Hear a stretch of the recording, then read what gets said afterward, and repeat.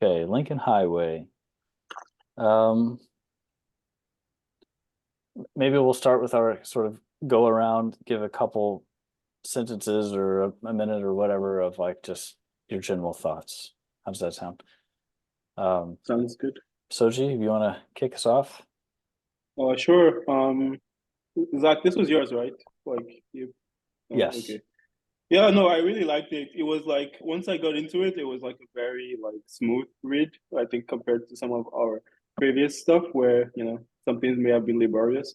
But I think it was weird because even though it was like easy or almost like I was like watching a TV show as opposed to reading a book, it felt like missing like some more sort of complex character depiction stuff. Right. But like I thought it was a very nice story. I think, almost like a serious YA type book. Like Mm. like like when I took a step back from it, it's like I mean it's not like fantasy or anything, but it's still like, not like serious, like, you know, marriage falling apart, like, more complex themes about like justice and violence. And there is some stuff we can talk about there. But yeah, so I think it was a nice, like, kind of like palate cleanser book from like some of the previous stuff and was very enjoyable. I like his style of writing.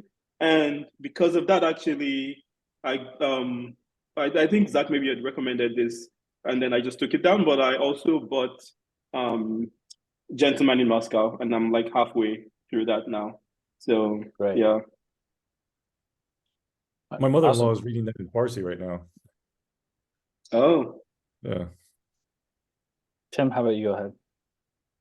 Uh, um, yeah, it's similar. It's a very enjoyable book. And I have read Gentleman in Moscow. I don't think it was as good as Gentleman in Moscow, which is good news for you, Soji.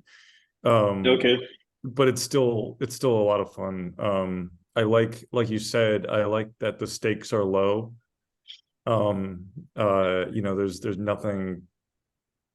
There's nothing to feel like, there's nothing terribly tragic going on. I mean, the worst case, yeah, these guys went to jail, but it's this work camp, not a big deal. It's Mm, uh and they're on this fun little adventure. Um One thing I really enjoy was the that how the writing style changes as he is like the name of the character. The chapter headings are named by characters, but they also tell you what the writing style is going to be like. With Emmett, you've got this kind of distant narrator. With Duchess, you get a first, and Sally, you get a first person narrator, which is fun because it helps you trust Duchess a little bit because you're in his head, you know what he's thinking. And then with Wooly, you get it's a third person narrator, but it's almost as if Wooly was writing it. Like it's a very sympathetic, like he kind of roots Wooly on all the time, and he thinks just like him, and he's um uh and so those are basically the three styles. I think like Pastor John was also a first person story, and it helped you even trust who he was, get in his head, even though he's a villain. I assume he's part of the shock at the end, but and I guess I put in this chat. There's this obvious theme about debt. This very explicit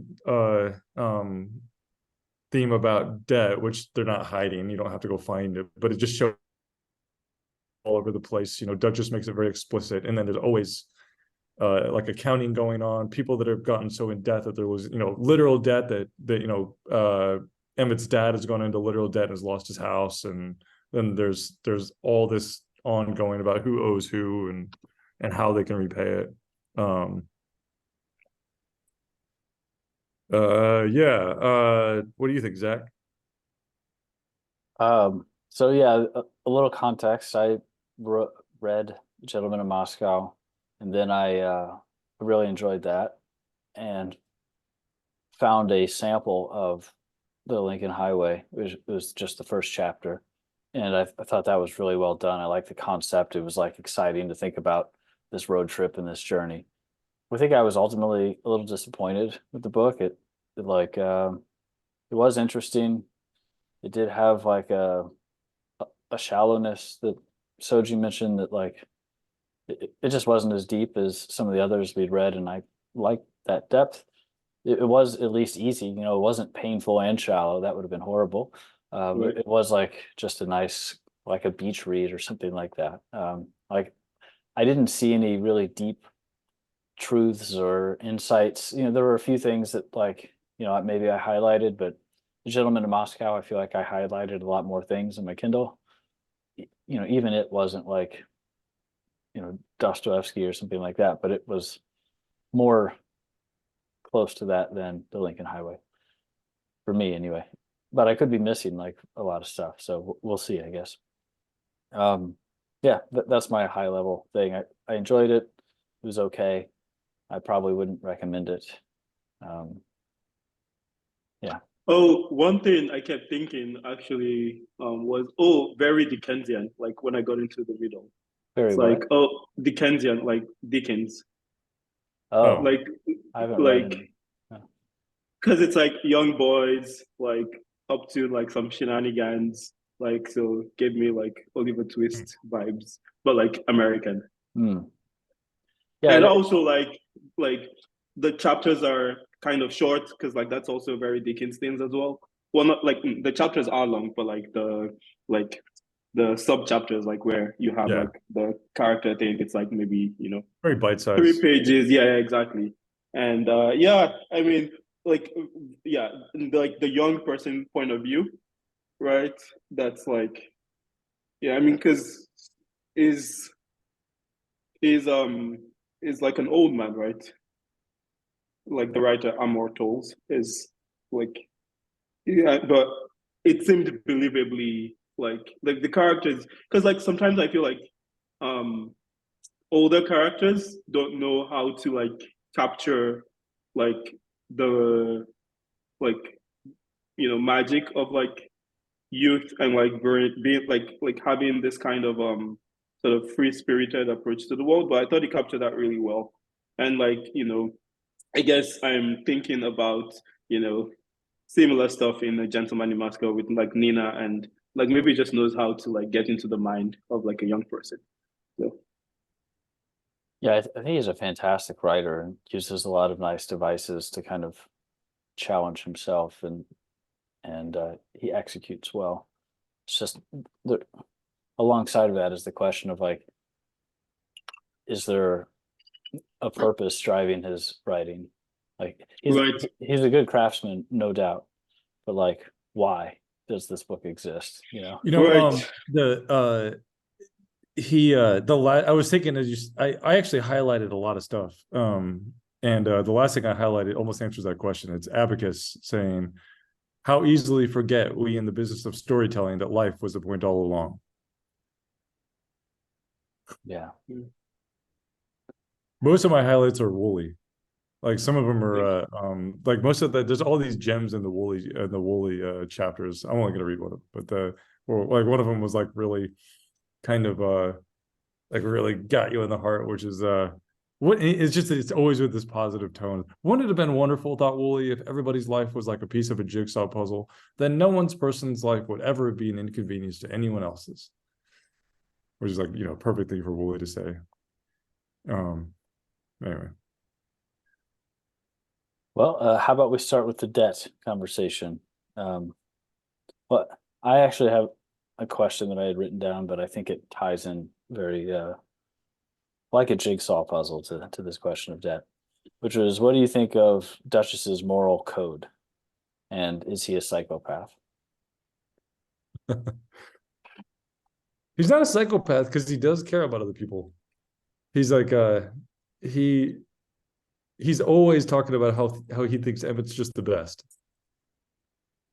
But like, in, a counterpoint to that is like, if I look at his string of behaviors without all of his justifications in there, and like I read in a newspaper, first he did this and then he did that, you know, just the facts, I'd be like, that guy's a psychopath, you know. uh Maybe I guess that's why he gets the first person narrative. It's like he gets, Yeah, don't know. to trick you a little bit into being more sympathetic as well, right? But yeah, I mean, he's definitely like unrepentant, right? And He like, apologizes. I mean, he just, it's like, and Emmett even says, I accept your apology, which is kind of like, But he sort of apologizes and like, I'm sorry that this inevitable thing happened. right, exactly. Like, not like, oh, I could have done better, but like, yeah, like you understand, like, my logic makes sense, right? Like ultimately it was for this like nicer thing. Like, oh, you're gonna get the money and we're all gonna be good. So, like what else could I have done? It's not like I mean like I think because of the first person, like we see that he cares about Emmett, but is also like what's that worth? Like if that doesn't like, reduce some of the impulses he has. Like when he steals the car, for example, it's like, oh, like Providence just provides this. Like I wasn't even trying to do this, but then he left and I was like, and it's like, okay, but like also you don't have to do that. wait, let me come to his defense. Like, because I think, Okay. I mean, he goes out of his way to go make Townhouse punch him in the face 3 times because he fucked him over.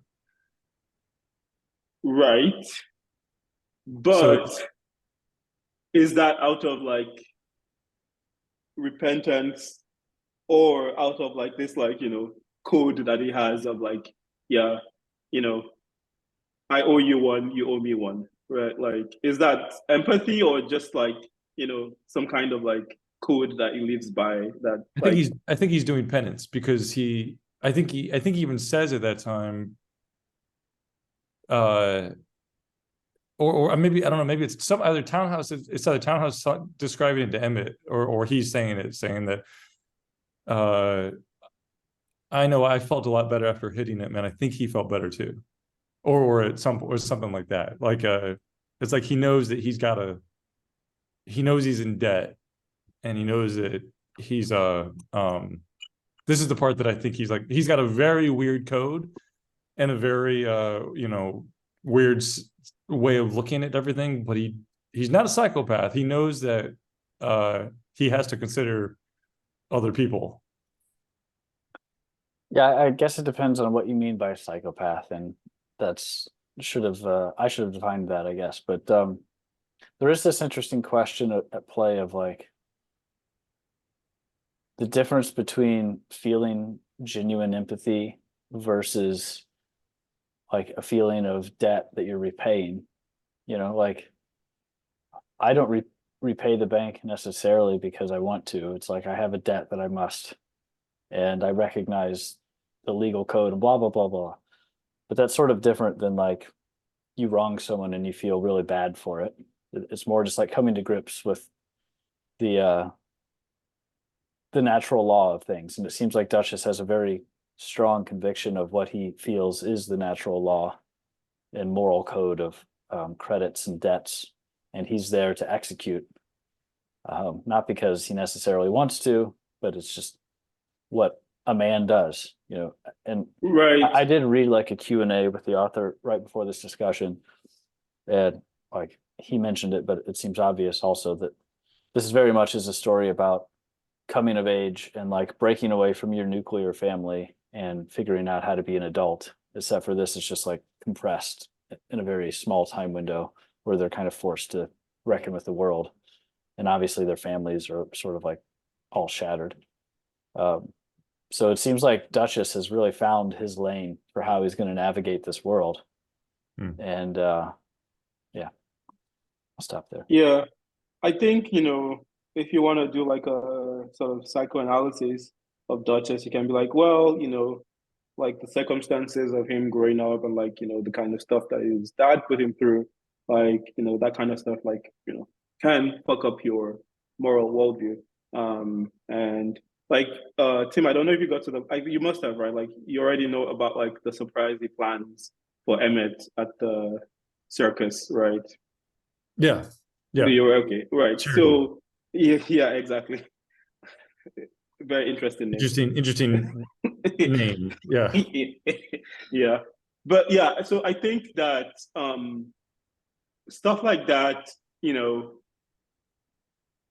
makes me think of him as like, yeah, he's clearly thinking about people, but like I don't think it's like, aligns with like what maybe, you know, like virtue ethics, or like, like in some of the previous conversations we've had about like what it means to be a good person, like, from sort of the Socratic dialogues, like it's like an exemplar of that, or even trying towards that. It's more sort of like more tunnel vision, right? And so it's like, well, you can sort of justify it with like, oh, like, it's coming from a genuine place in Duchess, but like, how much is that worth, really? Like, in the wake of like all the stuff that he does, right? Like, how much should we excuse the fact that like, he's trying his best, is like, but like, it's still, you know,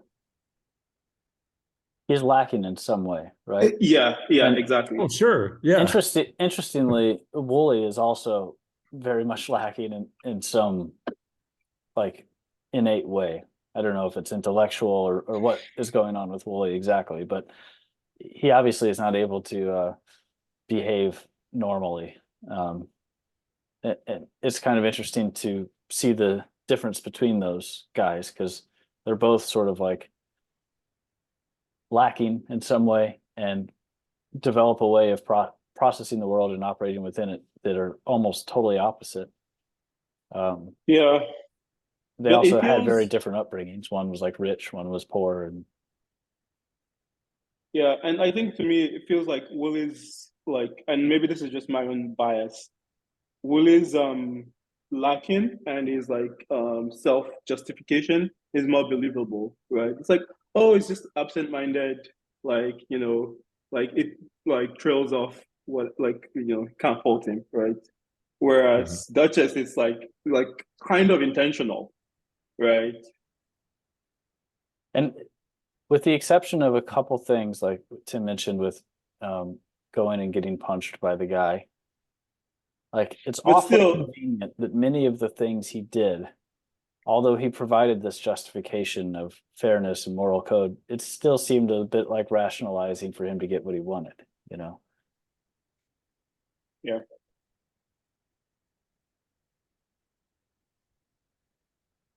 Oh. Like if Uh, I drugged you and like had a prostitute there so that I could, kidnap your brother and go do the stuff I wanted to do, it's pretty hard to make the claim that it was just a genuine expression of favor for you, you know? yeah, we don't did was yeah, it's I could almost believe either way that, I could almost accept it the way Duchess says it, which is like, well, hey, I did that thing I was going to do for Emmett, but then I just realized, oh, Billy's here. I didn't know he was here. I guess I got to take him to the Yeah. yeah. He But things just didn't kind really of seem to like Billy. Like he did seem like he gets Billy annoyed was with it, just a right? pain in his neck, He's trying to teach him a lesson and it backfires and all that. Um, But he oh, also, well, another thing is like even though he does it immorally, he goes out of his way to feed the orphans the preserves, right? Well, like what does he get out of that? You know, it's yeah, just this.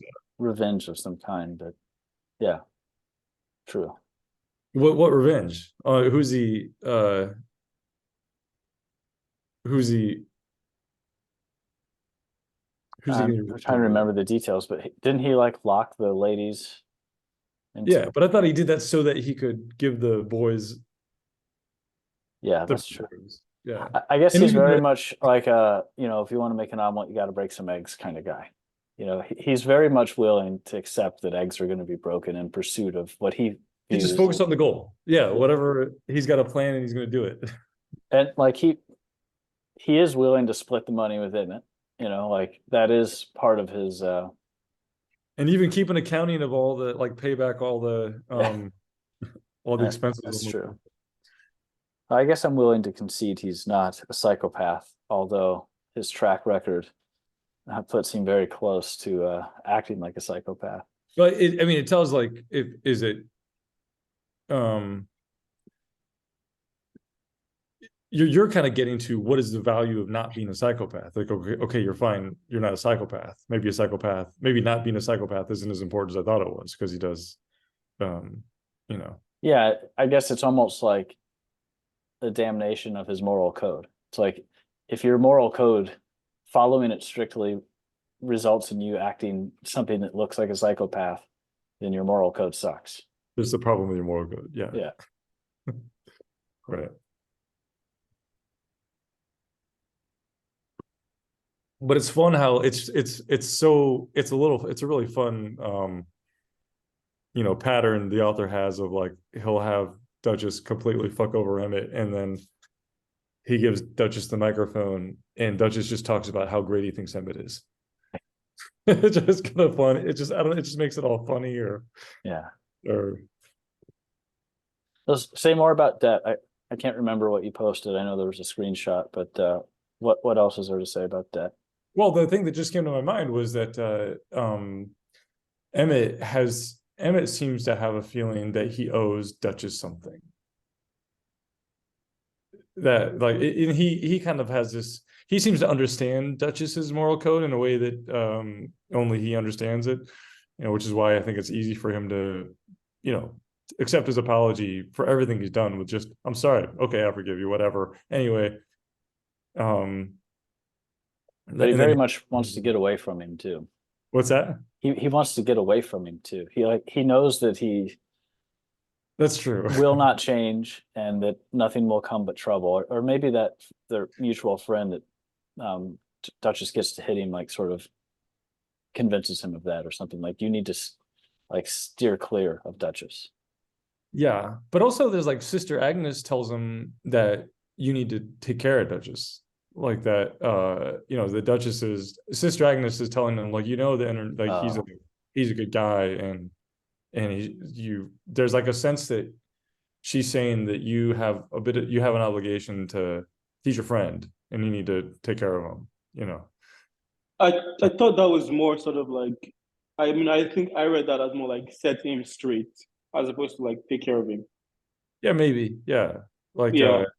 Yeah, because that's kind of what he really needs. Like, he's not a psychopath. He needs to be set straight. He needs, like, he's got good intentions. It's almost like you're saying, is like, your moral code has a bunch of problems, and you almost get the impression that if Emmett could give him talking to, he might be amenable to it and change his ways. You know? But he's so strong-minded as well. That's the thing, right? Like, it's like okay, yeah. I mean, you know,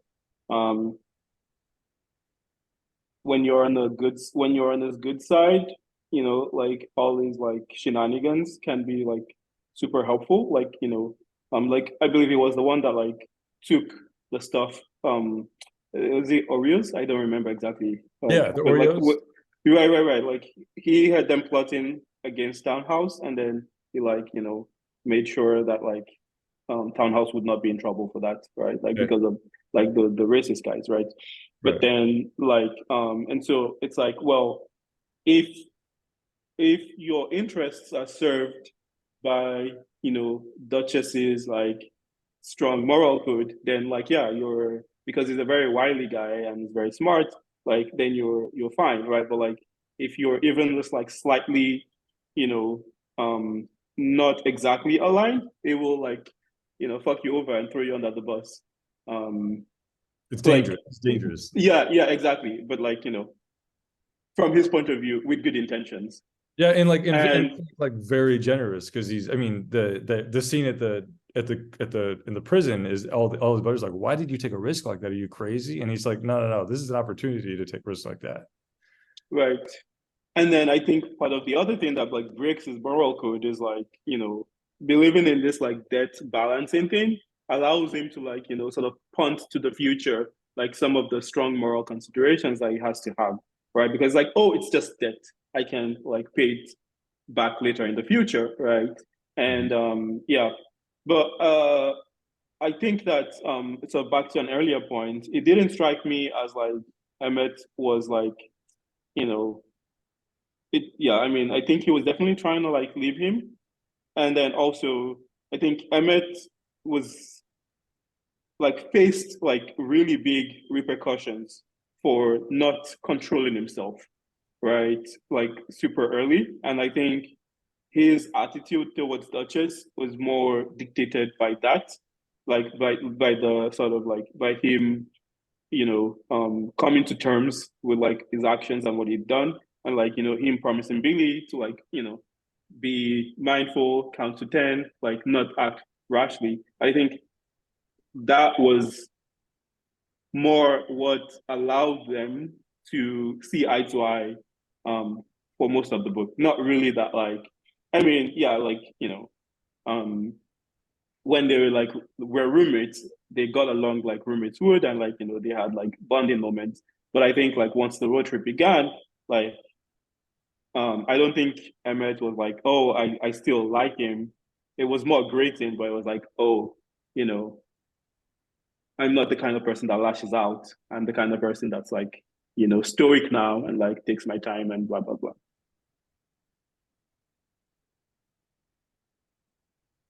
Yeah. I also, unless you have more to say on this, the Greek mythology was in here a lot, and I don't know much about Greek mythology, and I wondered if there was a lot more packed in there than I realized. Like they talked about it explicitly, but like, did their stories themselves manifest, some characters that I'm not aware of? I don't know. If you guys are more familiar, maybe you can say something about that. But if not, like what role do you think that played? Like, was it mainly a vehicle for Billy to figure out how, like, a hero to look at to try to find his own way in this new world without parents? Was it also the guy on the train?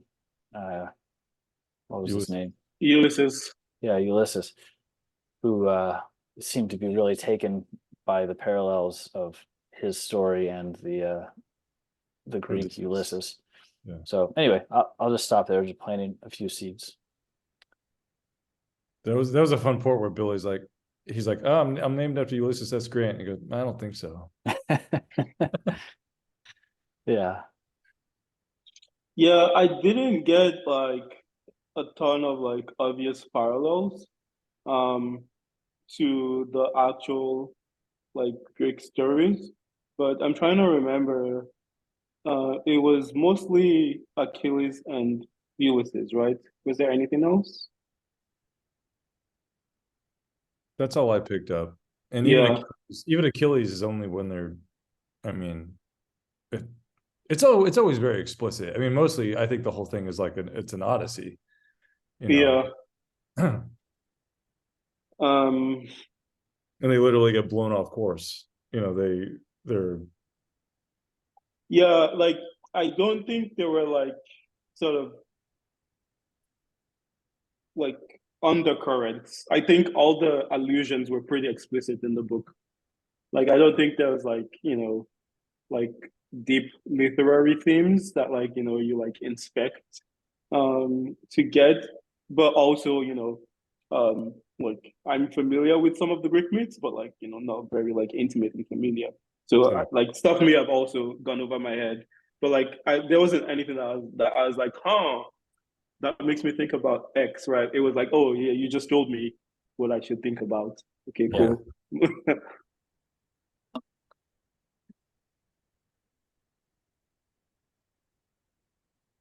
That made What? it fun. I mean, that's kind of fun that he does, in some sense it takes the fun out of it, but in another sense it like makes it an easier.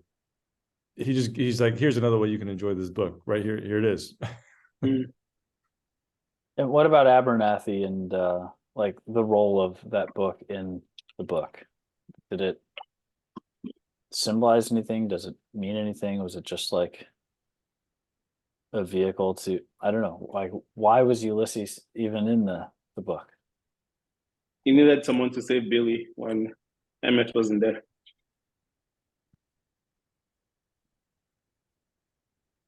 And he's, I guess on like at a low level, he's just like a B plot, but I don't know if you're supposed to see parallels between Ulysses's journey and their journey. Well, one sort of anti-parallel, I don't even know if that's the right word, but like he's trying to become reacquainted with his family or whatever, whereas they've been like sort of irreparably torn from their nuclear families and are like starting to go out, whereas Ulysses has like been out for a long time, roaming without hope, and now suddenly has that hope.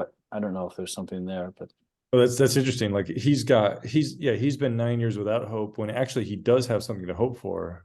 And I mean, I guess Billy and where I'm at anyway, it's possible that Billy and Emmett will go find their mother. So yeah, that's true. Maybe that is sort of, it's like coming home or getting back with your family. Maybe it's a parallel. I mean, Duchess is trying to get back with his family too. Again, where I am, there's some, but Mhm. it's to like put the slugger on him. But And I guess in some ways Wooly is too. He's like separated from them, and at least with his sister, there's some relationship. And I can't quite remember the thing with his mom.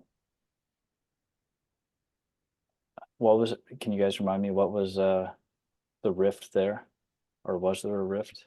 Wooly and his mom. I don't remember. I think they just sent him to the correction thing because like he should have been tried as an adult, right? What did he do Oh. again? He stole a fire truck. Yeah.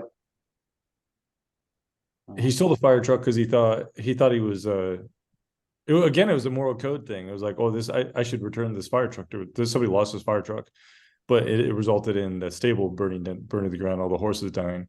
Another thing that's like, it's great that it's low stakes. You know, nobody died. It was some horses. You know, so the worst thing that happened so far in the story is some horses were burned to death. No, also Duchess smashed the guy with a pan, so we don't know if that guy dies. He smashes him with he smashes the warden with a pan, and Yeah. we don't know if he dies or not. That's right.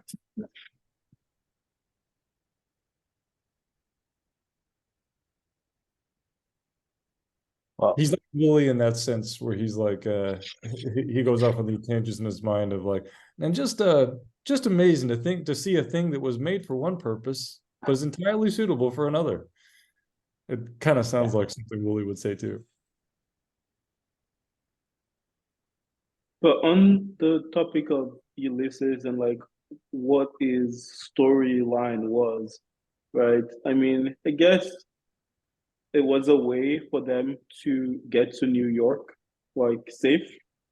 But yeah, I think like also I guess the power of stories in um making you feel more invigorated. But then the way it ends is weird, right? Because it doesn't end like, oh, he's now gonna like intentionally look for them. He's still doing is like, oh, I never sleep twice in the same place, but now he's dealing with the professor, right? well, now he has like a quest. He has to, what is it, find something, and then someone with a rock or a hammer, or I can't remember, shovel. So Like Abernathy gives him this task that once he completes this task, then he will be reunited with his family. Oh, he's supposed to take. He says, yeah, take like a railway tie and hammer it somewhere where no one's even knows what that thing is. They're like so unfamiliar with railroads. Oh yeah. Yeah. Do something unexpected or something like that, or do.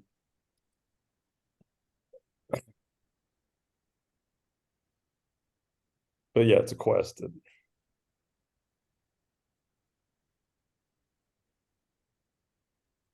I don't know why Ulysses is there. Just to, it kind of makes you feel like the real Ulysses, real like there's like the one of the stories is he's a very mythical story, right? His story is the thing that's closest to something in that book. it's more like it's more, what's the word, surreal that somebody would spend their entire lives on the freight train. Like that's very that's not a real thing, right? Oh, I That's thought you were talking about him surviving the hurricane. I found the freight train part believable, right? Because like, wasn't that a thing? Like wasn't there like a Boxcar Willie character that was a musician or something that just did that? Like, I think Riding I the read rails. some. Huh? Riding the rails. Yeah, I think like hobos and stuff used to Yeah, like, yeah, yeah, yeah. I don't know about like, I don't know how often they did it or, and I don't know if it's somebody that like it's with the surreal part isn't that he ever rode the rails, it's that he rode it for like 30 years or whatever it was. Nonstop his entire life, just for the sake of writing going nowhere. yeah, well, I Yeah, mean, I guess it's somewhat of a romanticized idea of like a hopeless, homeless person, that's like they have no purpose or aim and they just sort of, eh, you know what I mean?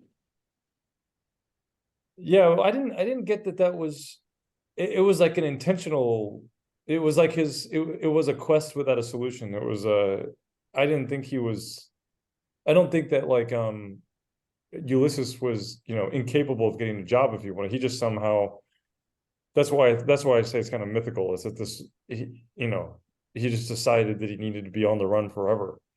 but it was punishing himself, right? Like for being like, you know, I guess again, stuff about moral code, right? Like he could not overcome his like strong moral code to be with his wife and kids, right? Because like his wife was like, "Oh, don't enlist," right? Mhm. And then like if you leave, you're not gonna see us when you come back, right? But then it's like, nah, I can't bear people like judging me, right? And so I'm gonna like enlist. And I don't know, maybe he thinks that like, she's gonna get over it or something, but like when he comes back is and they're not there anymore, like that's when he makes the decision, oh, I'm just gonna like I don't have a right to like a home anymore. Like I'm just gonna be this kind of vagrant person and like punish myself. So that makes him his challenges kind of similar to Justice's. Like is Ulysses a psychopath for enlisting? For following his moral code. So he and Duchess both had these moral codes that they followed that got them into trouble. Ulysses decided his moral code means he has to go enlist. He did damage to his family by doing that, and it seems like he regrets it. Like I shouldn't have enlisted. That was a there was a problem with it's damning to my moral code, just like we were saying, Duchess, what that Duchess experience is damaging to his, and Duchess's is more clear. So But also Duchess doesn't realize that. It doesn't like again, this goes back to what we are saying, where like, Duchess apologizes about how it affected the people that were victims of his actions, but it doesn't say, "Oh, I shouldn't have done that." Well, I think he does. I'm just gonna check because I think he does say.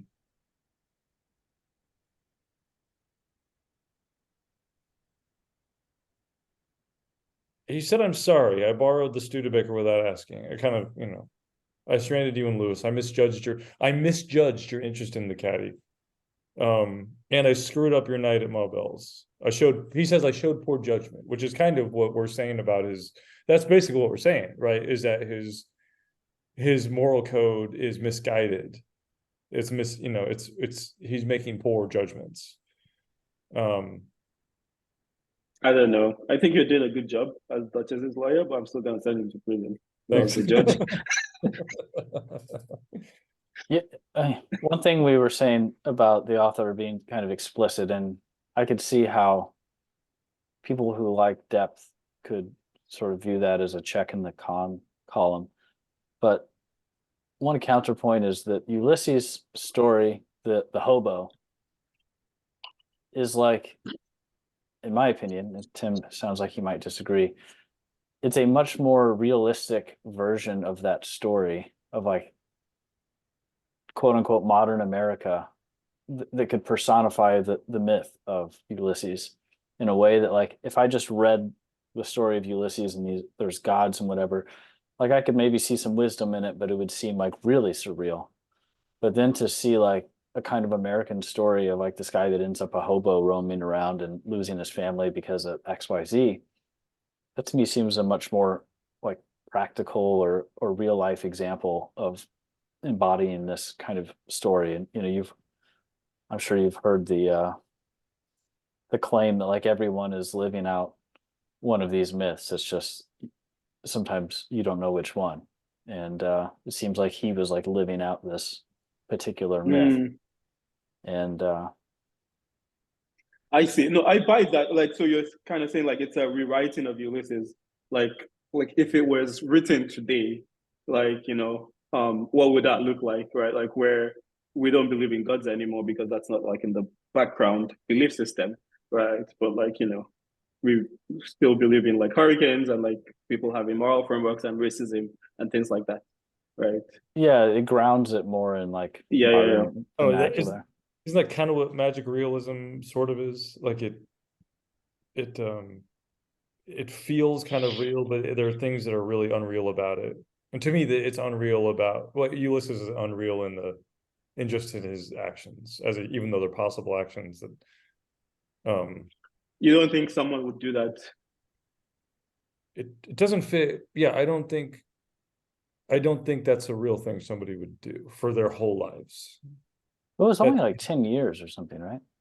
Yeah. Also, Jack Reacher does this in the Reacher that? TV show. Like Who? Reacher, it's like a Amazon Prime. It was a book, and then Oh. it becomes yeah. Oh. It's like yeah. He famously like you know only has one pair of clothes, and it just takes. It doesn't take the train. It takes the bus everywhere, and he only has a toothbrush. And like you know, sometimes he like stays in one place long enough to like solve some crime in like a small town and like beat up some people, and then moves on. Okay. Like It's okay. Tim doesn't believe this guy could exist. That's all right. Yeah, maybe, Tim I doesn't mean, believe. It doesn't believe in hobos. I can only say that a guy it felt mythical to me. It You felt leave Seattle for a couple months, and now all of a sudden you don't think hobos are possible. Yeah. That whole thing just feels like a dream to me. But I like the thought of like, you know, the rewriting of like the Ulysses story. Like it reminds me of something from there's a Borges story that's called I think it's called Pierre Menard, the real author of Don Quixote. And in I the read that. story, Yeah. oh yeah, okay, right. And so he's trying to be like, yeah, like how would I write Don Quixote like right now? And it's like, oh, but he's trying to do this thing where like he has to write it exactly word for word, which is Right. not the same thing, right? But it's like, okay, then I'm only gonna take this chapter and this other chapter because like that's what feels real in this. And yeah, so when you said that, it reminded me of that, and it's like yeah, like if you cut out all the parts where you have allusions to gods and stuff from Ulysses, like what would be left and what would that look like? Right. And then maybe you can then fill in like, you know, change the setting and like past stage and everything like that. And then maybe you get, you know, Ulysses. Yeah. And even if it's not realistic in the sense of like you would know a guy to do that, I think it's at least more grounded in reality to our modern brains than the original. And you can also see some sort of like natural lessons there. It deviates in a significant way from the original story also in that Ulysses, the real Ulysses, had a definite goal. And this Ulysses doesn't know what he's doing. I get the impression he doesn't know why he doesn't really know why he's doing what he's doing. He doesn't think that until he meets Billy. Yeah. Yeah, the reference kind of undercuts it a little, but like the reference to the myth of Ulysses being in the book undercuts. But, you know, if we're thinking about life lessons or whatever, this idea of like it's not far-fetched to think that you could sort of be lost without a purpose, sort of lost at sea, lost on the rails of like you're sort of executing the motions without a real, and maybe you are punishing yourself for some mistakes and you can't get over it, but like there's utility in giving yourself a quest, even if it's somewhat nonsense. Just like the value of having any quest that you can inject purpose onto is like a really valuable thing to do as an adult. Right.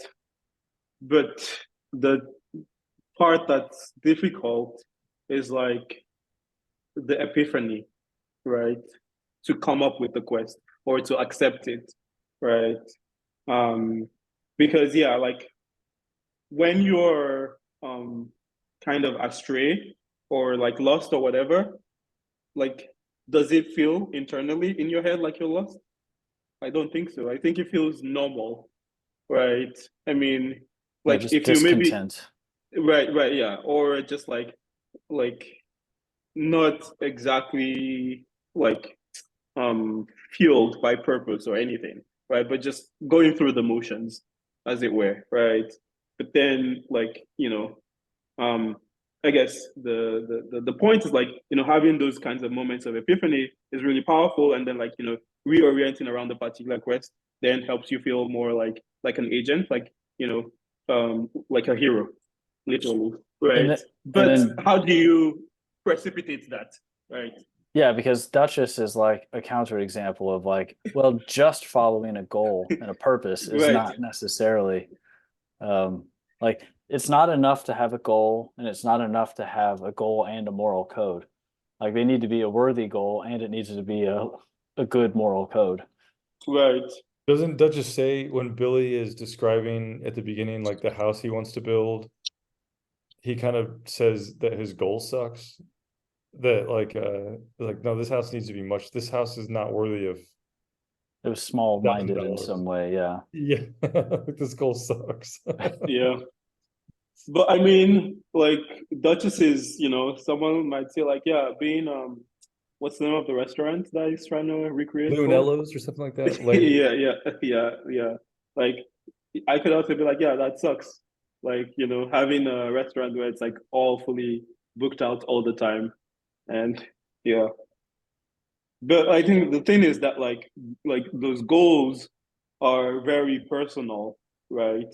Like I don't think it just has to make sense in your eyes and not necessarily like for Billy and for Emmett, like their stuff makes sense, and then for his like his restaurant thing makes sense, right? Like so, maybe the standard is not like getting buy-in in general, but like you feeling that level of like investment and uh I don't know, motivation to keep pursuing it. I feel I've somehow it made me think of the I guess you could talk about Lunello's, made me feel about their dinner they have.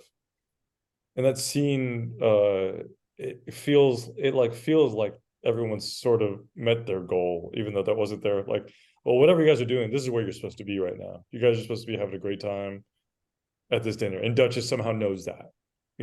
That's like a piece of wisdom that Duchess somehow understands. Like, whatever we're doing, I don't care what else is going on. There's no reason we shouldn't have a fancy dinner tonight and have a great time. Maybe Yeah, like wording that slightly differently. Like instead of achieving their goal, it's more like they're doing life correctly at that point. At that Like, point, yeah. yeah, it's like yeah. even though all this other stuff and we're still in pursuit of our ultimate goals, like you still need to like stop and smell the roses kind of thing. And there's danger. Like, I mean, Wooly should know that he's in deep shit, or I also wonder about Billy and Emmett's goals because like Emmett isn't really transparent with Billy. Billy basically thinks they're going to find his mom, and that's what he cares about. And Yeah, Emmett, but Billy doesn't know anything. Billy's like 7. yeah, I guess. Is he 7 or 12? Some is I think was he 9? I thought he was okay. 9. I don't know. Yeah, maybe He's 9. young. Yeah, Um, But like, I don't think Emmett's motivated by that really. Like he has this fantasy of basically becoming an adult and self-sufficient. And But he's is it a fantasy? He already is though. Hmm? Like, Oh, is it a he's already fantasy? self-sufficient. Yeah, he's already an adult. Like, he's more adult than like some adults in that book. Like, he's more adult than Sally's dad, He's who very was adult. like, Yeah. yeah, like, you know, going behind his back to be like, oh yeah, I think you should leave, and then buy him the land. That was pretty shady. Anyway, um, Right, like, right. but I think Emmett's like, um, you know, maturity is like something that like almost everyone takes for granted, which like is interesting because like, you know, they shouldn't, right? Like, he's the same age as Wooly uh and Duchess, but like, you know, like it doesn't have some of the like um you know, defects in moral code that they seem to. Like, how did he get there? Like, because it's not like his upbringing was like a pitch as well, right? But somehow he's able to take the right lessons from like, you know, well, we can argue whether it's the right lessons or not, but like from his dad, like, you know, essentially betting everything on farming and like not being a good farmer, and like from his parent, his mom leaving, right? Like, his upbringing is, you know, difficult as well, right? But like, you know, it seems like his head is more screwed on correctly than all the others. Like, why is that? Is it just because he killed someone early on and is like, yeah, I gotta, I like, you know, like the gravity of the consequences of his actions are more like real, and so that sort of like lets him grow up. Well, even before that, he like, got the job as the carpenter and Right, saved right, up and right, got the right. Yeah, Studebaker. exactly. Yeah, that's He's true. he seems to be born with things working that like Duchess, I think, is the case where it's you can't really tell. Like he clearly had an upbringing that would probably do damage to someone Yeah. and their way of operating. But he may also have like things built in. And Wooly seems to totally be like physically lacking in some way. I don't know if the book is making any points there. But yeah, Emmett seems to be able to at least cope with his circumstances and come out the other end. I was wondering if Emmett, is it clear that does Emmett does Duchess get some of his moral code from Emmett? Like when he watches Emmett take the punches from the family member of the guy he killed, and he says that, he kind of makes a comment that, well, the guy said he was going to teach him a lesson, but Emmett was the only one doing any teaching. By taking the punches. Was Duchess someone that was he kind of inspired by that to go on his little quest of? Well, I guess also I was wondering how much he's influenced by Emmett in a weird way that Emmett wouldn't intend, probably, but Yeah, I mean, I think I read that more as like, you know, when Duchess is saying like Emmett's actions were edifying, like it was more like for the townsfolk watching and not necessarily for himself. I think, like, I think it is clear that like Duchess like respects Emmett and thinks he's like, you know, very stand-up guy. Like, I wish I had the kind of resolve this guy had, but I don't think. But it's like like this is a stand-up guy, but it's not like, oh, I want to be more like him, or like, you know, he's teaching me stuff about morality. He's like, well, no, I'm gonna pick up the slack where he feels, because like, you know, we're like a 1-2 punch. He's gonna be like the dignified one, and then I'm gonna be the one that like takes the, you know, 2x4 and then hits the guy. Right. I don't think he's like, I mean, he recognizes the sort of um the moral stance that Emmett is taking. But like, for example, I don't think he would be like, oh, if I was in that situation, I would do the same thing. Like, he would be like, oh yeah, I'll take the punch from this guy, but then afterwards, he would like then do what Duchess did anyway, right? Yeah. Which is like go after the instigator guy, right? Like it take the punch from the brother because it's like, yeah, there is a debt here to be settled, right? But then go after the other instigator guy because there was no debt to the instigator. Because now there's a new debt to be New settled. debt, yeah, exactly. Yeah, maybe the author is taking a position here because Duchess is has like a bad dad, right? Yeah, Who's sort of breaks his moral code, and I do think I could be mistaken, but I seem to remember that while he's watching this scene unplay with Emmett being beaten, he's like developing his moral code in response because I think he starts talking about debts and like it seems to trigger something in him. Not that he's going to mimic Emmett necessarily, but like it's this sort of solidifying event for his like, okay, now I have this new operating thing now that I've witnessed this. But I could be mistaken there. But in any case, he I mean, he also experiences. I'm sorry. I apologize. Yeah, go ahead. Yeah. Well, he seems to experience things, but because he's damaged, he like the thing that comes out the other end of that process is like distorted and broken and wrong. And then like Emmett, although his circumstances are tough in some sense, his dad seems to like really be an influence for good. And like, you know, he's not resentful, for example, that Emmett becomes a carpenter. He's like, you know, I'm basically taking my shot at life and doing this, and I'm sorry that it's going to negatively impact you. But like, don't let my stuff encumber you. You go be a man, kind of thing. And then Woolley seems to like have all the advantages because he's comes from this very wealthy family, but then there's obviously strife within the personalities there because like the sister and the mom or the two sisters seem to not get along, and there's this like maybe they're ashamed of Woolley because he's not what they wanted him to be. I don't know, there's like reading between the lines there, but maybe the author is basically saying like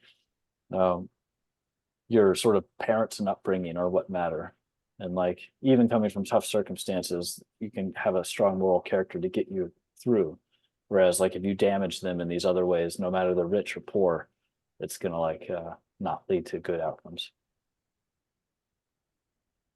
but then what about Sally? She kind of breaks that trend, right? Because I guess he is kind of a stand-up guy, but then is also sometimes a drunk. Sally's dad. Yeah, I like you said that what he did was shitty, Yeah, and when I read it, I didn't have that same like I wasn't convinced it was not shitty, but I was more like I don't know that he did anything wrong by buying the property from the bank. I think it was intimated that, like he could have, like it was it was in it all along, like with the bank, like not in it in this. Like I think why I said it was shitty was it's not. I don't think it's like if it was like oh for auction, right? And like then you get to bed for pennies and like you know you can expand contiguously, that's fine, whatever, right? But I think like plans were in place even before Emmett got back, right? Like of him trying to get first dibs and stuff like that. I mean, I think maybe at least Sally intimated that, and then I Right. believe At least that. Sally thinks Right. that. Yeah. And Sally, I mean, Sally goes even further back. She goes like, "You were never here to help him when he was having, you know, you were a terrible neighbor, basically. You know, you didn't help him when he was having trouble. And now all of a sudden you're here. It's, you know, Right. the suggestion is that you're perfectly fine with him going bankrupt and failing as a rancher. And I guess he was also an adult, like he was having an affair with someone, right? Was she married, or I can't remember the details there, but he was going off and like there was some woman he was seeing some woman, Yeah. which I don't think she was married. I don't think anybody was in wed Yeah. married, but was she much younger or something? There was She was something. younger. she was much Yeah. younger. Yeah, It wasn't it's an example of like the inappropriate. low stakes. You know, there's no giant sins being committed. I would have. Anyway, we said not to spoil. Okay. I know. I can't wait till Tim comes back to watch this. Yeah, I know.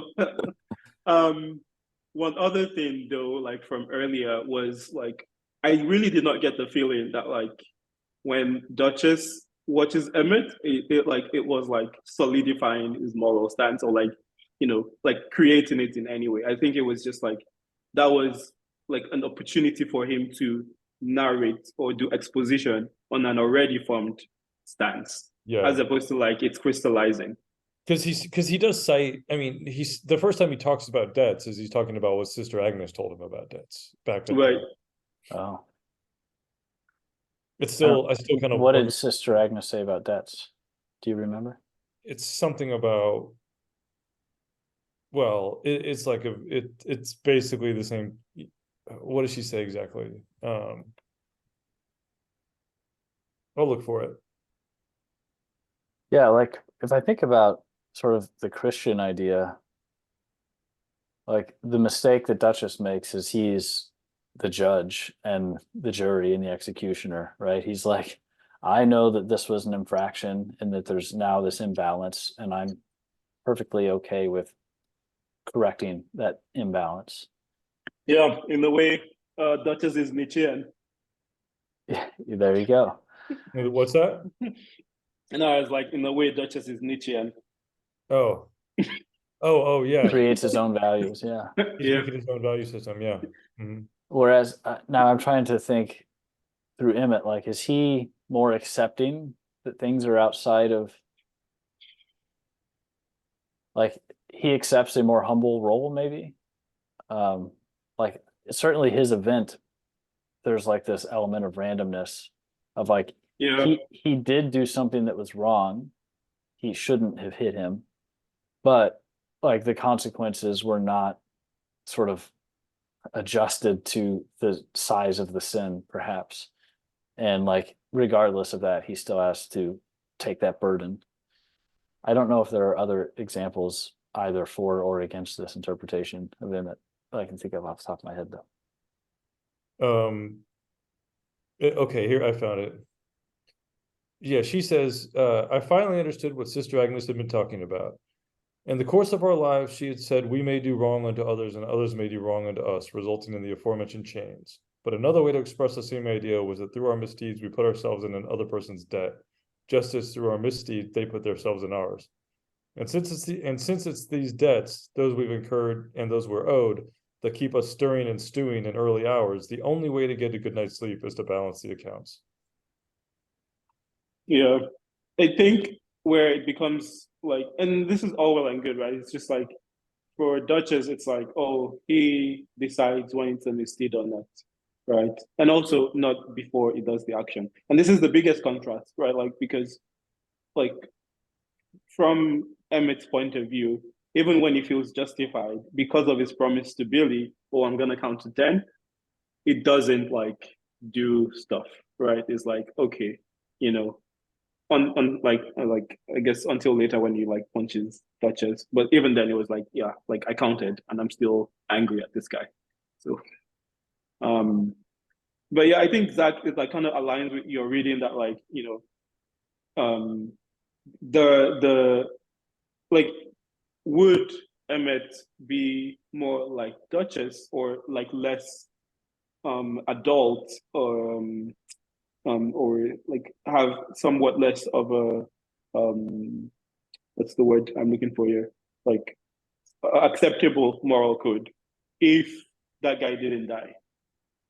Like, let's say he was like, critically injured or something, but like still survived and he still got sent to the prison because not prison.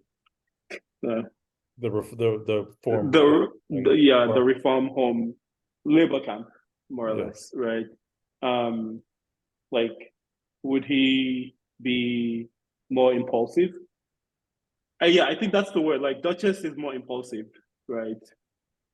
And like Very than Emmett. impulsive. Yeah. Yeah. Well, he's also very premeditated, Right. Yes, that's true. It's very But, like, intentional. It's not, yeah, you're right. It's not, the problem isn't that he didn't think it through. He misjudged, but he didn't think it through. But yeah, but like take the pan thing, right? It didn't plan that. Like it was just kind of what was like he intended to go there and like do something, but then he's like, oh yeah, well, it was looking for it too. Okay, so like that was providence, right? But yeah, like taking the Studebaker, right? Like, okay, he actually had tried to do it, right? But there was no key or something. Oh yeah, Like he yeah. tried. Right, So right, right. Oh, the key was right there. I didn't know that. yeah. Hmm. So yeah. I mean, I guess I don't think he's impulsive in the sense that like, oh, he's just acting randomly. Like he does have that stuff, but like it's also like when chance brings like, you know, like He's an opportunist. yeah, exactly. Yes. Thank you. That's a good word for it. But like he never really. But I like no think second guessing, like until it's too late. It's like, okay, yeah, I guess I shouldn't have taken it. Like, but it's like it's not that difficult to think like, oh yeah, this guy had this whole plan, right? Yeah, yeah, yeah. I think it's I mean, even at the end, he's like, I shouldn't have borrowed this Studebaker without asking, is what he says. Yeah.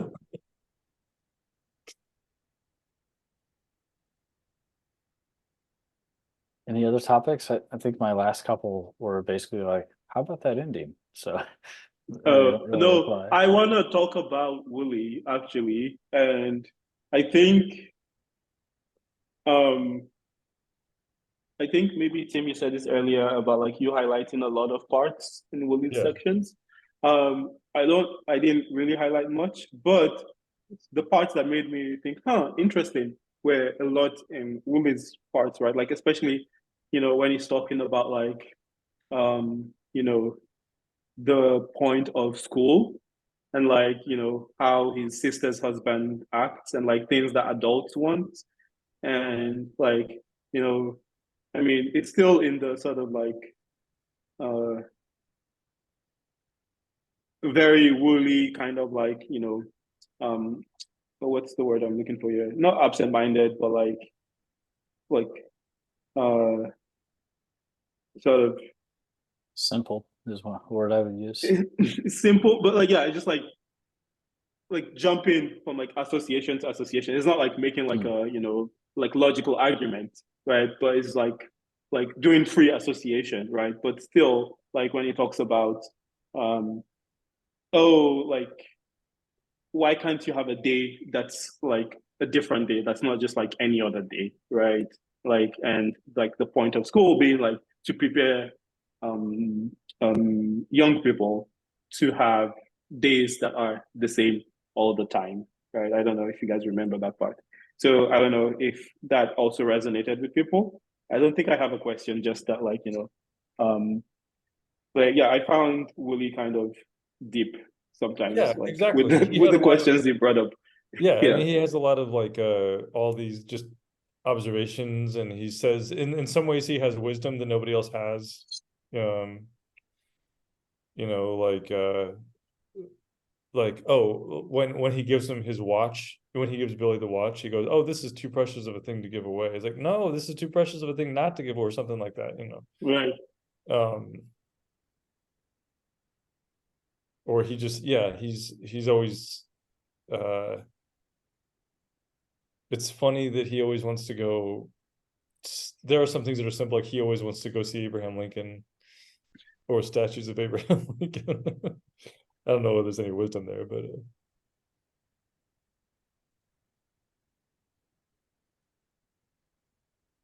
What kind of thing could Wooly have been? Like, so for example, you could see Emmett being like a very, successful person, just like conscientious, hardworking, like I think same for Sally. You could see Billy being like, like creative, adventurous, like, maybe being a writer or, something creative, not necessarily like hard work. And I think even for Duchess, you could see how it could be, you know, a functioning member of society. I mean, not necessarily like, in legal ways, like, like, but you could see how Mhm. Duchess could get by as an adult, like 10 years down the line. Like, what could that look like for Wooly? Because he's like, it's almost like he just like is on a different plane, you know, Yeah, there's like, kind of, I mean, there's like no place for him in the, he's not a jigsaw puzzle that fits, yeah, but he's not a piece that fits in the jigsaw puzzle. And there's kind of, yeah, is there a place for him in the puzzle? Is kind of what you're saying. Is there, yeah, like, what kind of job could Willie do? Like, I guess, other than being a fair, but like if you had to do something for a living, like, or, or even if he didn't, could he just, yeah, even if his only job is just hang out in your sister's house, right. just cause trouble. uh, can he do that, or is he always going to see a fire truck, um, and get an idea in his head that he's got to, Yeah, yeah. Or get distracted looking at teapots and being like, oh, okay, well, tomorrow I can't look at that because I already did that and I have to do a different thing. yeah. He has a lot of fun, like one thing is I liked his criticism of like of like people ticking off I gotta go see this, I gotta go see the Louvre, I gotta go see and then he observes that the Empire State Building isn't on the list, even though New Yeah, York probably made the list. I also right. wonder about Dennis because he's painted in a very negative light by Wooly and the narrator. But like later on, the evidence of like how he talks to Wooly and he's upset that they're all there making a big mess in his house and Right. that they drank like all the expensive wine and are wasting it and stuff.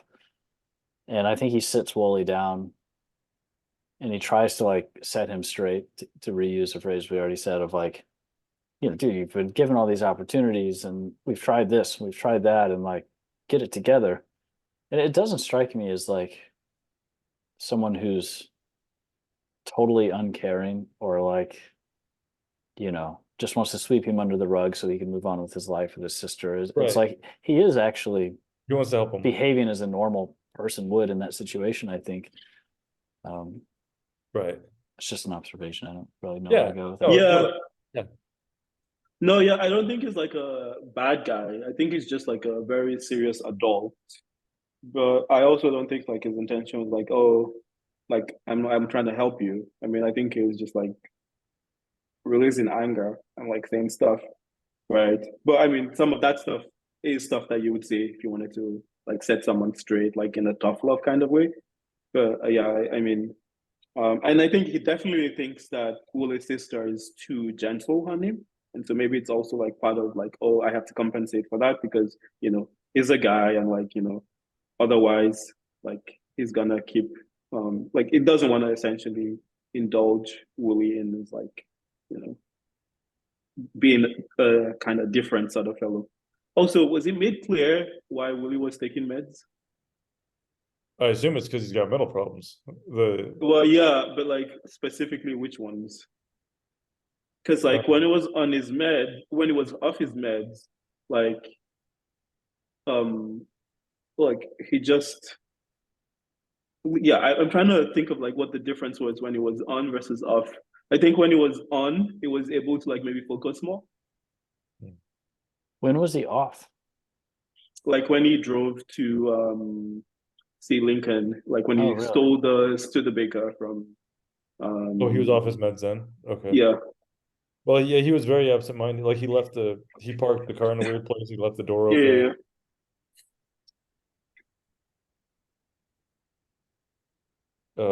Yeah, maybe he can kind of hold it together if he's on his meds a little bit more. I mean, because sometimes he's very got it. He's really seems to understand what's going on. Like he's the one who has a presence of mind, like in front of Professor Abner. He's like, "This is Billy. He's been reading your books. This is why we're here. This is why Billy wants to talk to you," which is something Right, Duchess but was not able to do at the time.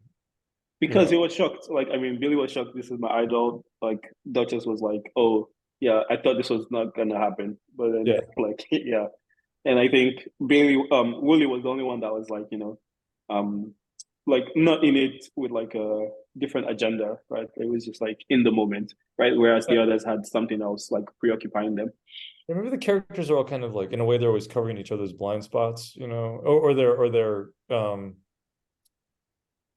there's always things that one character sees that another character doesn't see. Like a blind spot for Dennis. I don't know. I was trying to figure out why Amor Tolls always puts him in quotation marks. I didn't quite understand that, but whenever Dennis is mentioned in the story, he's always in quotation marks. I read about that actually, and it takes 2 seconds to explain. It's basically because when Wooly gets introduced to Dennis, I guess Dennis says it in a really pompous way. So he's like, Dennis, you know. So like that's just his way of making fun of Oh, him. okay. But I was just thinking that, okay, Dennis also has when he gets pissed at the dinner party, even though he's got his shit together in all these other ways, he doesn't see like that, how much like the goal has been accomplished there. Maybe because they're strangers and everything, he doesn't care, but there's life at its fullest is happening in his kitchen, and he's pissed about it, which is just kind of backwards in a way. It's like it's like Abernathy says, the point was life all along. What was the point of all of it? And there it is happening. Everyone's having a ball, and he kind of doesn't recognize the value of it. You know, he recognizes the value of all these other things that he's on the quest for. He's produced the wine. He's produced everything. He actually produced the whole thing. But he doesn't like that it's being used in exactly the way it's supposed to be used. In some sense, you know. I can relate to that.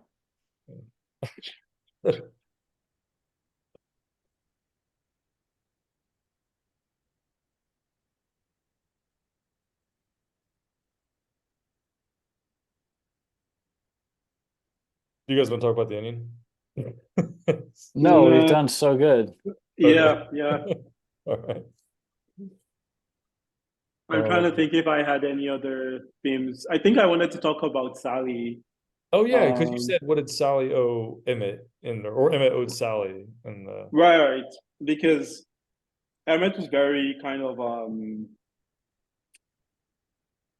I think preoccupied with like, oh, you didn't have to do this, right? Like, and like because kind of maybe was worried it was sending her like basically not like, it was grateful to accept stuff, but not like, if it was like, with the expectation of other unsaid stuff, right? And I guess I kind of saw that from his point of view as well, because it didn't seem believable to me that, like all the stuff Sally went out of her way to do, like even without asking, right, was like just, free, right? Like I would not free, but like, without the expectation of some kind of like getting stuff back. Like I would feel not preoccupied, but like I would also be like, oh, I hope this is not, but like I wouldn't, like I think Emmett kind of dwelled on it a lot. I personally would be like, okay, I guess, well, I didn't say that, so if it comes to that, then we can like have a conversation about it, right? And I think maybe there's some part maybe you haven't gotten to yet where Tim, where this actually gets brought up explicitly, right? Like where Sally's trying to, I don't think this is a big part of it, but she tries to like, she lives like I think you've seen the last Sally chapter, right? So like she's not trying to go back to what's the name of your town again? Morgan? Or yeah, she's not trying to go back to Morgan, right? And then they have like the conversation. But yeah, so I guess what am I trying to say here? Like, what did you guys think about the themes? About like, is he right to, because Sally's point of view is that like, wow, you pompous guy, you can't even just like imagine that I'm doing this thing because I like to do it. Like, why must it be like, because I want something back from you? Yeah. Right. Yeah. Okay.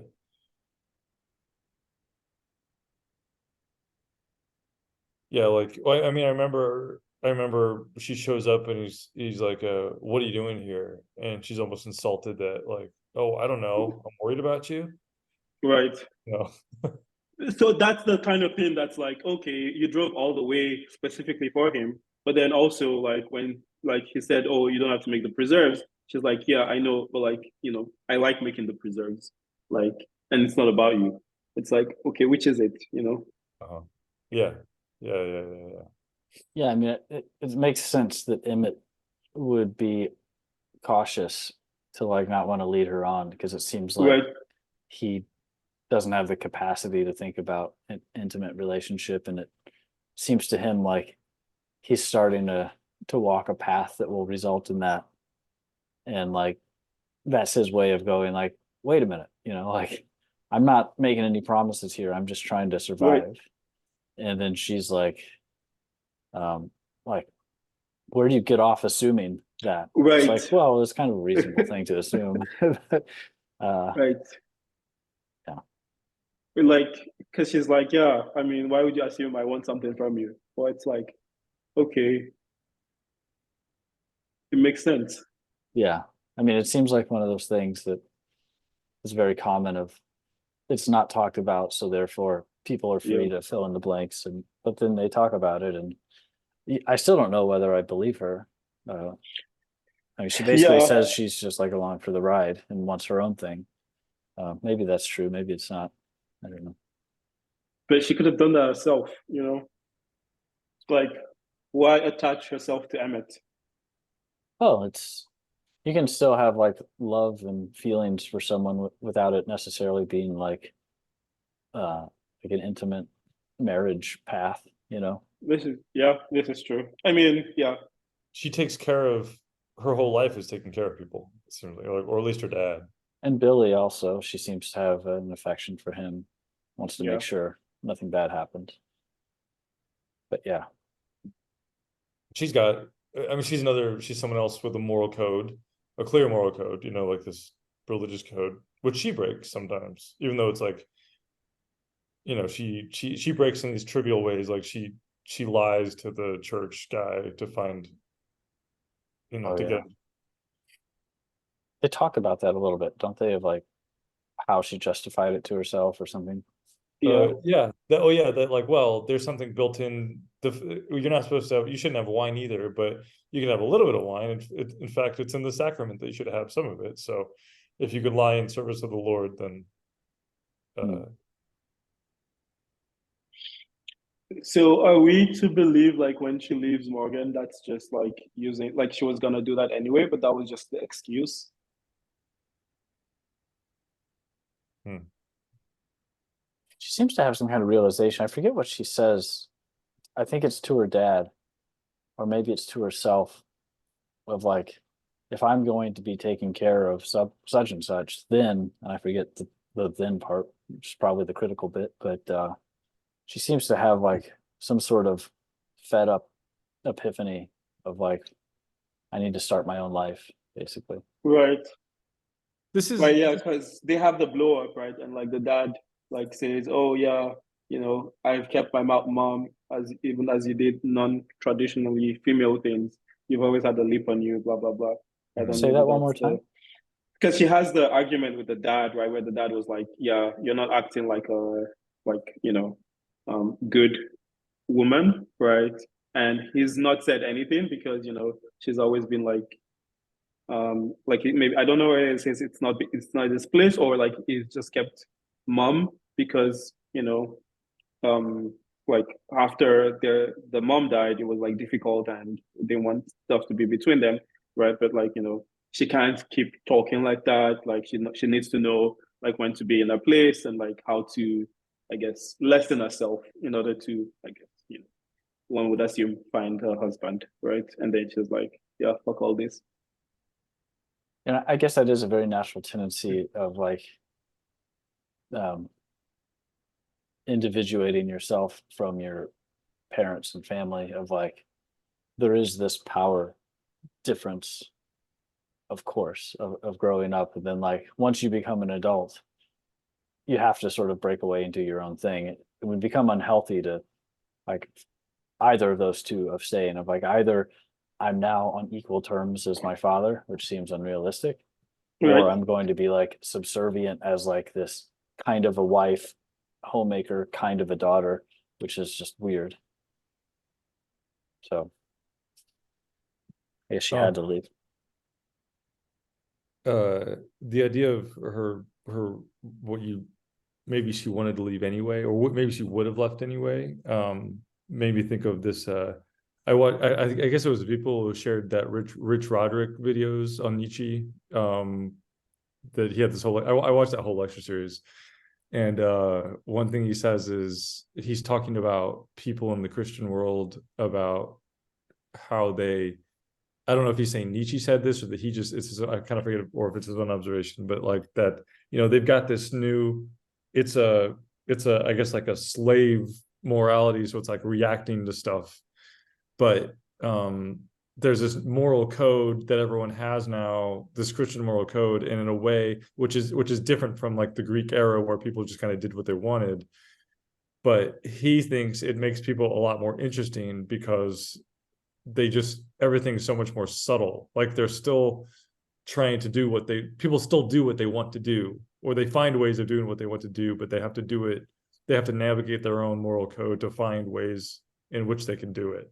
Like, so maybe, Sally has to, what she really wants to do is leave and go out east. And she finds an avenue, she finds a motivation through her Christianity that allows her to go do that. So I don't know. So it just reminded me of that, of how he talks about the Christian era making people more interesting. I think the first part is Nietzsche's own words. I think the second part is the professor saying that they're more interesting. Like in like the reactionary stuff, I think that sounds like Nietzsche, but then I don't think Nietzsche would admit it makes them more interesting. Okay. He wouldn't admit that. He wouldn't say something positive about. Yeah. Anything to wrap this up? Any final thoughts?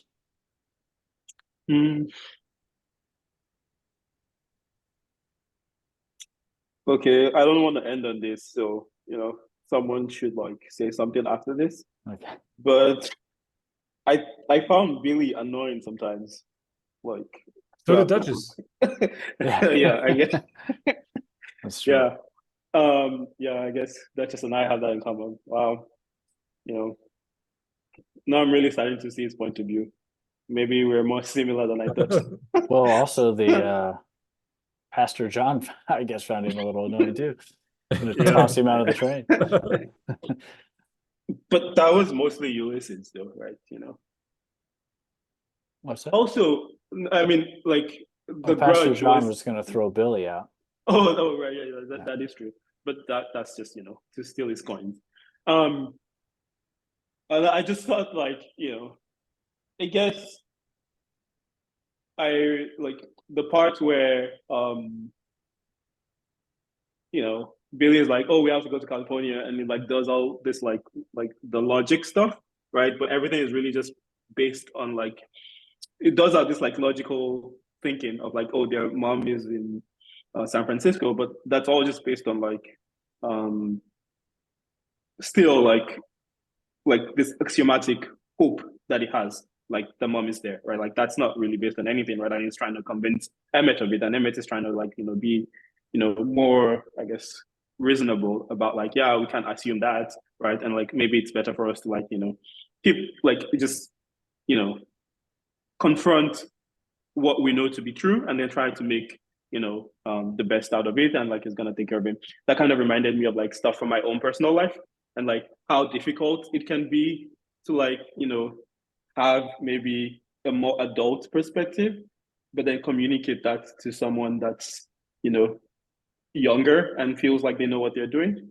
Like, how do you guys think about that, especially like seeing as you have kids? I think for me it's like my siblings, my younger siblings, right? But I guess maybe it's not yet at that stage for them, but like are you thinking forward to like when it will be there, and then you have to be like, oh, I think you should do this, and they're like, nah, like look at I'm gonna do this, but like there's a part of that like is not really based on like strong evidence, like, or like might likely backfire. But I thought what was interesting was that Emmett was, he didn't buy it. He didn't buy this, Emmett's story, but he respected Emmett's will and Emmett's hopes. Billy. He was willing to accommodate them as much as he could. That he thought the better play was to go to Texas, but he did, it didn't matter to him that he didn't agree with Billy. But then he went to the library, right? Like the reason why he came towards Billy's side was because it's like, oh, California's population is increasing faster than Texas. Yeah, like he found a way to make it work, but he went to the library. He did the work of going. He respected Billy's. It wasn't a my way or literally the highway thing, right? It was okay. Let's see if there's anything there that we can kind of do what Billy wants to do here. And maybe that's kind of like just trying to get an effort to get everyone on board, but that's kind of the same thing. If you want to work with somebody, you have to respect where they want to go, whether or not you think it makes sense. Right. But then, I mean, in this case, it was nice, right? But it was California. But like, what if it was, I don't know, Maine, right? That Billy wanted to go. Like, then it would be more difficult, right? Because then, Emmett would like the thing that makes him that was coincidental. Like Billy, it's not like Billy knew about the population stuff, right? And his plan was based on that, right? So like Emmett's more rational plan just happened to coincide. But like, what if that was not the case? Emmertals allowed him to, submit his will to Emmett, to make the conditions possible and kind of easy for him to do it. And he didn't really, maybe it wouldn't have been if he made it impossible for him to do it, then maybe it would have been impossible for Emmett to make that decision. Then he would have just had to fuck over his brother and then ignore him. And then it would have been a very different story. Right. Because then you would have had, Emmett wouldn't have been, what would Billy be like if it had been like, well, look, we're not going to fucking Maine. We're going to Texas. I'm sorry. Right. Then Billy would have had a totally different attitude the whole time. He would have been this hopeful,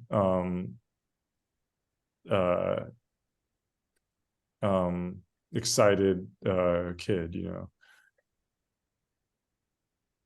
But sometimes you have to do that, right? Sometimes as the person with more responsibility, right, you have to exert the power of like your own decision making over theirs. Yeah. There just would have been a cost. There just would have been a big cost. That's all. It would have been, he would have paid a price for it. I mean, maybe it was the right choice. Maybe it would have been the right choice, but there would have been a lot of consequences. Yeah. Maybe that's a statement in itself, though, of like, it's not enough to have just one of those. That you really need both of those things to be pointing in a single direction for it to work. Like if it's totally impractical, then it's not going to work. But if it's only practical, like it's a cold kind of thing. Which is what going to Texas was. It was like a cold, the math works. So that's why we're going to Texas.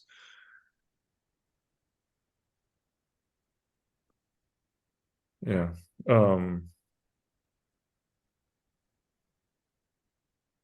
I guess in real life, like, if you were faced with that decision, right, and you were the cold math person, right, can you do better than saying, yeah, we're going to Texas, sorry? Well, I mean, this is very literally happening in my life right now. It's like we're thinking about moving, and the kids have friends in school, and they have very limited capacity to know motivations and how it'll impact their lives, and so do we, but more capacity than they do probably.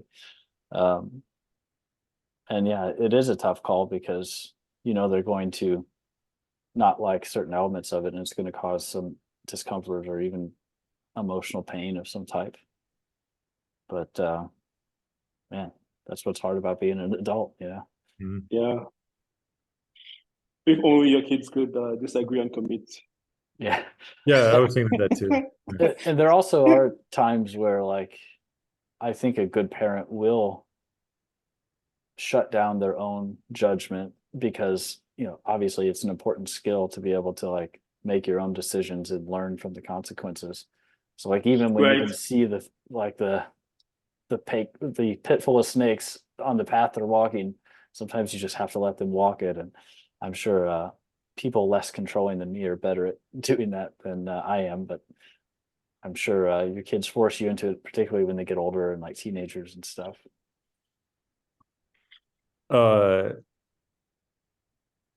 This just happens to be something I highlighted, or he's in the town he's in one of the towns where where they first get on the train, and he's talking to the guy he thinks is a panhandler, and he says, I'm going to New York, and he goes, well, why don't you go, there's all kinds of places you could go. And like he could go to Santa Fe, and Emmett says, well, I'd love to go to Santa Fe at some point, Emmett said, but for the time being, I need to go to New York. And the panhandler stopped laughing and adopted a more serious expression. Well, that's life in a nutshell, ain't it? Loving to go one place and having to go another. Well, there's also something that Duchess says when he's talking about seeing. He talks a little bit about how he's going through some random town and talk about how they're just doing the same thing everyone does in every town. And he knows like it doesn't really matter where you are, because wherever you go to work, you come home, you watch TV, everyone's doing basically the same thing. And then he says, well, if it doesn't matter where you are, it certainly doesn't matter where you're going.